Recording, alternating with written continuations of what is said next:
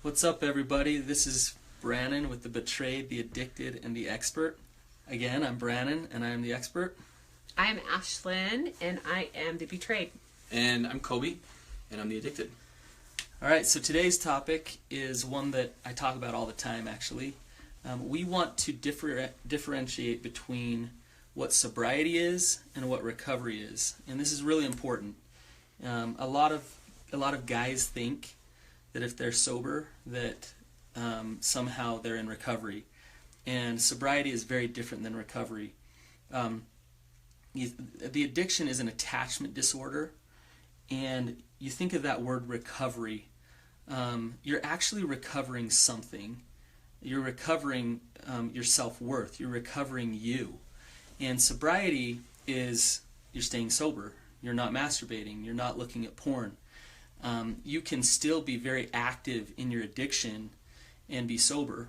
In fact, I've worked with guys who have who've been sober for a long time, and their attachment disorder is very much still present. And actually, the sobriety, believe it or not, can contribute to the addiction. And so let me explain a little bit. So a guy who is doing all of his recovery work to try to stay sober, he's doing it from a place of fear and control. He's doing it from a place of shame. He's saying, I have to stay sober in order to be okay. I have to stay sober in order for my wife to love me. I have to stay sober in order for me to have any value. And so he works on that sobriety, and he's doing it from a place of shame. He's feeding his shame, which causes him attachment problems. And he's not because when he shames himself, he's also isolating and withdrawing emotionally. Totally. He's not really getting down to the core of what the addiction is about. And by extension, like one layer more on that is that really means is he's not being vulnerable. Yes. Right? And Kobe, I'm glad you brought that up, because the best indicator of recovery is an ability to be vulnerable. Because if you've recovered your self-worth, then you can be vulnerable. You can be open, you can be honest, you can be connected. If you've stayed sober, but you haven't recovered any of that self-worth, then and you're actually staying sober out of your shame, then you're not going to be vulnerable, right? Yeah. Heck no. So that makes a lot of sense. Yeah. That makes a lot of sense as far as the component of not attaching properly. Exactly. I mean, if you're doing it out of shame, you're not going to attach properly. Okay. And a lot of times I've seen guys throw their sobriety in their wife's face. Like, well, I've been sober for a year. When are you going to forgive me? Or, like, what's wrong with you? Can't you see I'm getting better? But they're still in denial. They're still shut down. They're still miserable in their lives and not attached. So I met a guy one time, and maybe you can speak to this, is who was a recovering alcoholic and been had been sober for like over a decade. And I remember him saying, like, the first few years he was clean, he said, I was so angry for so long. And when I heard that, I was like, oh my gosh, like what does that even mean? And the only thing I could come to after like processing on that was that he was sober, but maybe hadn't gone so far down the road of recovery. Yeah, he was a dry drunk. Okay. Right? So he was still very much in his addiction. I had a guy, he was sober for 2.5 years, and he'd come to group, and he'd kind of throw it in his group's face, and he'd fight with his wife every week, and I said to him, I don't want to hear about your sobriety again. I don't care. Okay. I want to see your heart change, not just you have this number of days of sobriety, right? So interesting. So Ashlyn, I want you to speak to this in terms of from the betrayed point of view of what is it like when you actually. I imagine you've experienced both from Kobe, and what's the difference? What do you notice? What do you feel different when he's in recovery versus sobriety? So you were just talking about using sobriety to throw it in your face and counting the numbers. And I remember when he was in somewhat sobriety, it was going to like a 12-step program. And it was that chip, and it was like, well, I'm doing this, and that's supposed to be enough, right? But you're not really, especially in Kobe's case, he wasn't doing the work, and he admits that. There's no shame in that. For sure. But there's homework, and if you're not doing it, you're really just showing up to a meeting. Right. And saying 6 months or whatever it is. And so for me, there was no action change except that he was attending meetings. That's a great point. That's a great indicator is if he is in checklist mode, check it off, I'm doing this, and this, but you're not feeling a difference from him, that's not recovery. And ironically, we were in therapy at a different place, just a regular family therapist, and every week, no joke, I just want to find connection. Why can't we talk about hard things? And I was like, what? I don't understand what you want. And but I would do it in an angry way. Give me connection, darn it.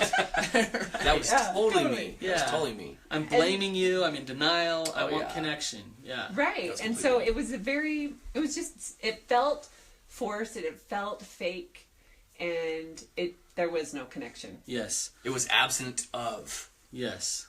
My efforts were absent of connection. Right. Yes. Recovery is not about the checklist. It's not about, look what I'm doing, look how many days sober I have, look what chip I have.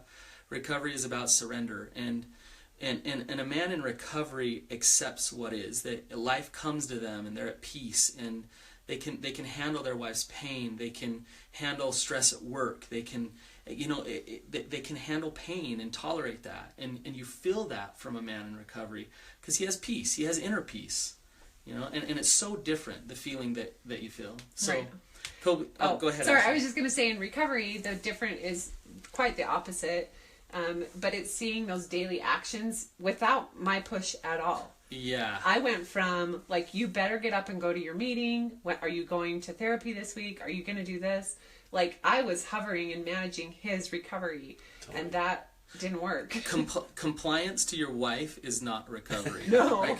Doing everything right because she's telling you to, that's that's I don't even know if that's sobriety. That's just trying to survive. Yeah, keep her around, but it's not recovery. It certainly wasn't. And I knew that if I just delayed long enough, that she would do my work for me. Like you would remind me, okay, it's time to go to group. Are you ready to go? Yeah, I'm ready to go. And I wasn't resistant, but I certainly wasn't proactive. Right. In any way. Right. It was okay, I guess I gotta go now. Yeah, and so recovery for us was part of our recovery is working out 30 minutes a day. So I was I'm getting up at this time, and if you're there, you're there. Right. But I'm not waking you up, and not going to enable him. Absolutely. No. That's another good one. Is a man in recovery, internal motivation is what drives him. It's not the external stuff. And so. Well, yeah, I don't want him to do it for me anyway, right? Right. And I see it big time in you, Kobe. Is that internal motive? You love a man in recovery. Recovery becomes this thing that they love. It's a part of their life that they embrace because they know it blesses their life. It's not this thing that they have to do or they dread or why do I have to deal with this in my life? It's this is awesome. I get to do this, right? Which is a much different feeling. So to speak to that, to me there's a narrative, there's an action like you talked about, and then there's also a feeling in both sobriety and recovery. But just to speak to your comment that you made, recovery's become a way of living.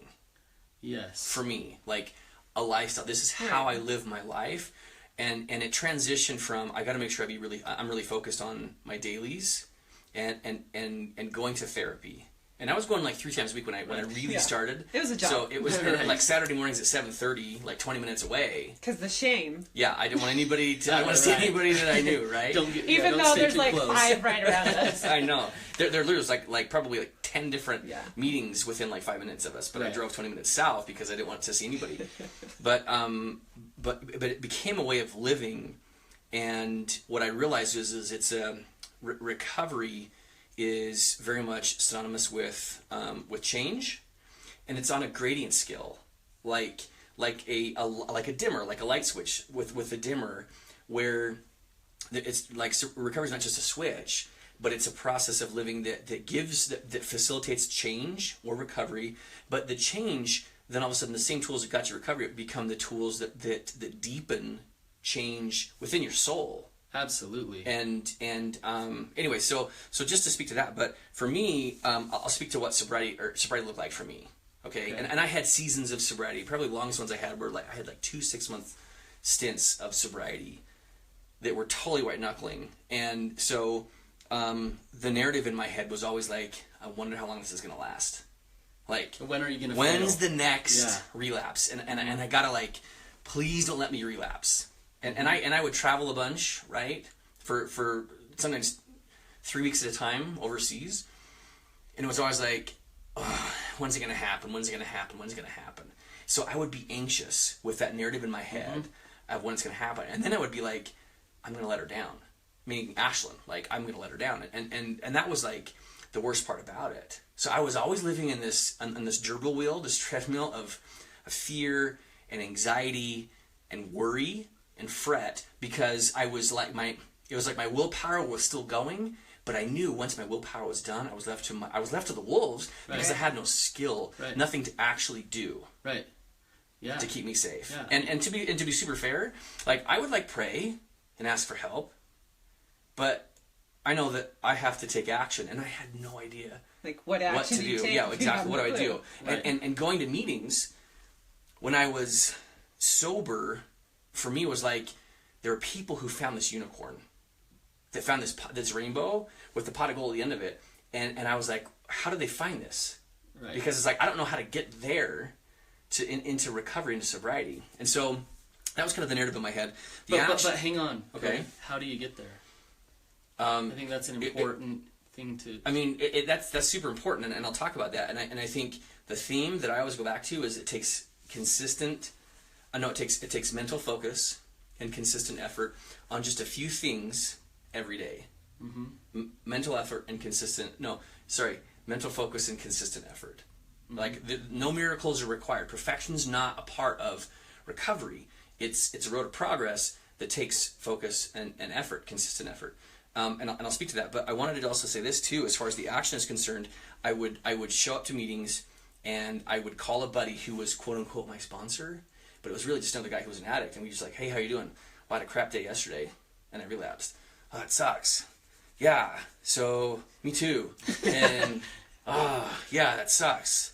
Okay, so now what? How's work? We didn't know what to do. So I my actions were very limited. And I would be more worried than anything. And the feeling of it is kind of synonymous with what the narrative was. It goes right in alignment with it. The feeling that I had overall was, when's it going to end?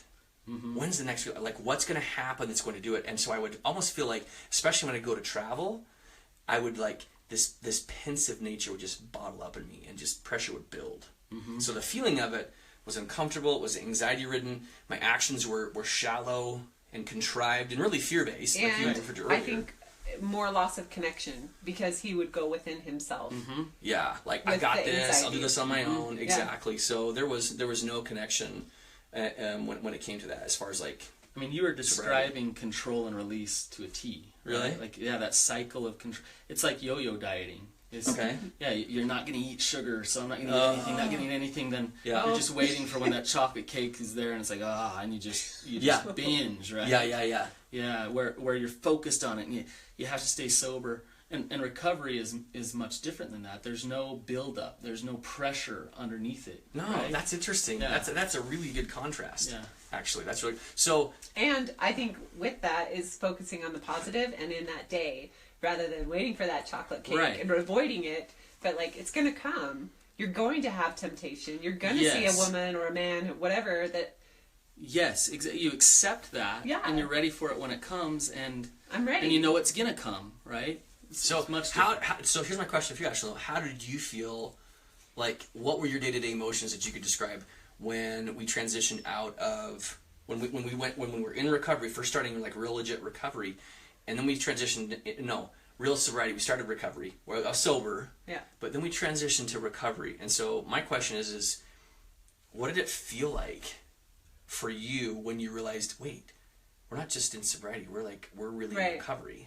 And that's the funny. I get that question a lot, and it was honestly I woke up one day and was oh, I think I trust him for the first time in our marriage, and I feel safe, and like life wasn't so hard and so sad.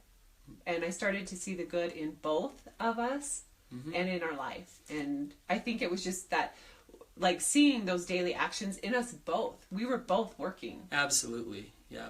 But notice what you said. You went right to, I felt trust and safety. Yeah. And the reason you did, Ashlyn, is because you could actually get to know Kobe. Like, he was available to connect to like, because he wasn't in this control and release, in this denial, in this manipulation. Defensive. He was vulnerable, and he was him, and so you can connect to him, so you feel safe and you feel trust. And that's what it's all about. That's when you know a man is in recovery, is when his wife feels safe, because he can create love, he can create connection in his life, and it's awesome. It's amazing. So that's cool. I mean, that's certainly what I wanted.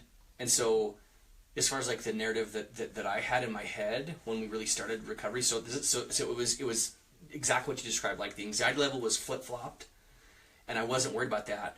I went from it's like the guy that says to me, "Kobe, don't think of a pink elephant. Don't think of pink elephants." What And that's all I'm thinking about. Right. That was like sobriety, because I was like, I was so worried. I was like, I can't relapse. And so what would happen? You relapse, because that's all you're thinking Totally. about. That's where my focus was. What you think about comes about. right. That, what you just said, is exactly what my experience was. And so what changed as far as mentally for me in my head, the narrative with recovery, is I went from worrying about relapse to, like, I've just got to focus. I've got to focus. But it wasn't just like focus. It's like, focus on what? I had to focus on getting my dailies done, and I had to focus on my emotions, and I had to focus on my bottom lines. And so now I put all that ordinarily, the anxiety and the worry that came with sobriety, I put that into focusing on those things, and it was a totally different feeling. Like Right. a relief. Right. Yeah. This weight is lifted, right? But I gotta say that you know, focusing is important, and being diligent in your recovery work is important. But what's underneath that is really important. So Okay.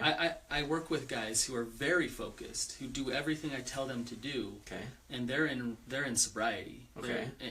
And what's important is that real element of surrender underneath it, which is, look, you do your dailies. Why do you do your dailies, Kobe? That's what keeps me safe. It's like, I mean, that's what I started with, but now it's like, this is just what I do. Right. I it do works, this. so why stop? Yeah. Right.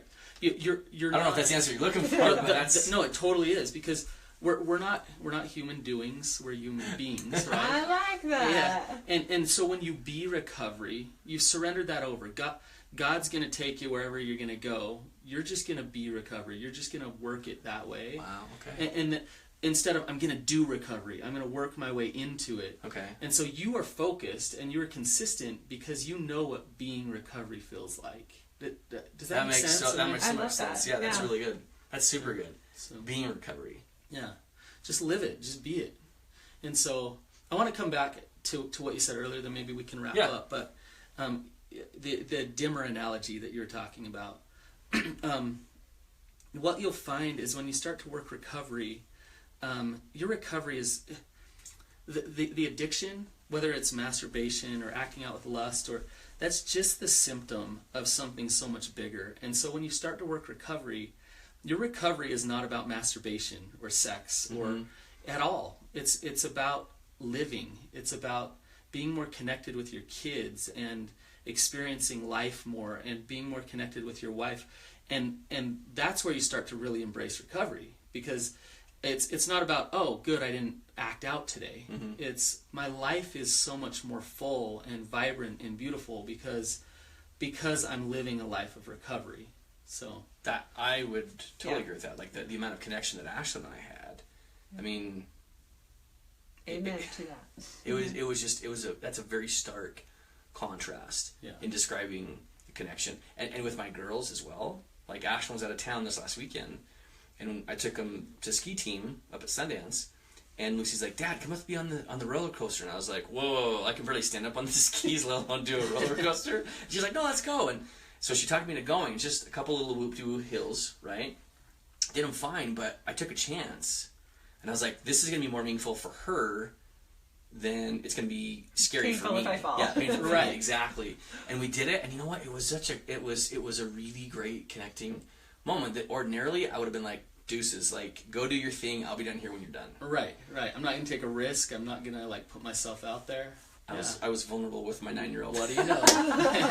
And there you go. Totally. So. Yeah, there's for me, there's no difference as far as like when you talk about living. There's no way to describe the difference for me that recovery is versus where I was. It was the looming. I felt like who was it on Charlie Brown? Linus, the dusty guy? Pigpen. Remember Pigpen on Charlie Brown? This messy kid who has the dust cloud following him all the time. That's what I felt like. That's who I was. But the cloud was addiction, just following me. Right. Always in my stuff, and I know that you felt it. Right. And life is so different now. Right.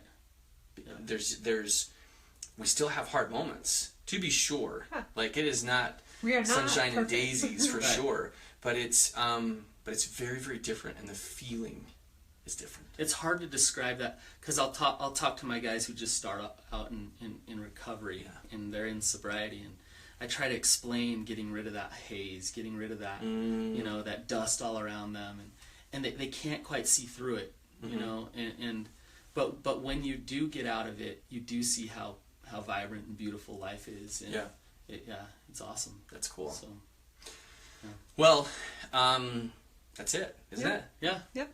Okay, so guys, thanks for joining with us. Again, share this podcast. If you heard anything that you liked, please share it. And hop onto the ratings and give us a good review if you liked it as well. We'd love to have 5 stars from you if you've enjoyed this, because that helps a ton so that more people can be exposed to it. So thanks, guys, for joining us. Yep. See ya. All right, my friends. That was our podcast that we were recording, so we didn't see any of your comments, but we were happy to answer them later. See you later. Thank you.